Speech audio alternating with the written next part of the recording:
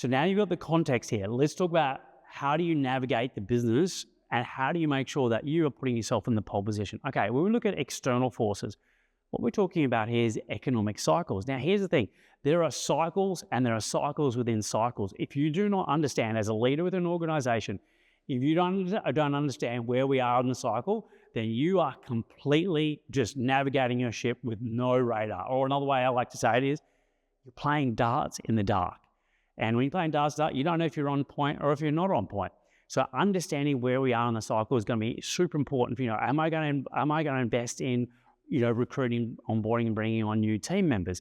Am I going to go buy this new bit of kit? Am I going to buy this new thing? Well, you won't know that if you don't know where you are in the economic cycle. So when you know that, you can zig when other people are zagging. Same thing in the marketplace. To say in trading, at the top of the market is a good place to sell. At the bottom of the market is a good time to buy. The truth is, most people miss the mark. They're just going, what did the taxi driver say? What did their mates say? Oh, you need to get into this thing. And then they're racing and they always miss the boat. Because you want to make sure that you're zigging when everyone's zagging. And the next principle here is to ride the wave. So here's the thing I want to have you in mind. There is a tsunami coming, massive tsunami. There's a huge wave that is coming. What we need to do is to make sure that you turn your surfboard in the right direction to, one, pick up the wave, and to make sure that you're paddling fast enough that when it comes, that you actually have enough speed that when it comes, you can ride the wave really well. Because most people are just going to get whacked. They're going to get, this wave's going to hit them. They had all the potential. They had all the possibility. And yet they just screwed it up because they're doing the wrong strategies for their business at that particular point. So this is important to understand the external forces. Now what I want to do is talk about the internal forces. External forces are things that you can't control, but you can utilize.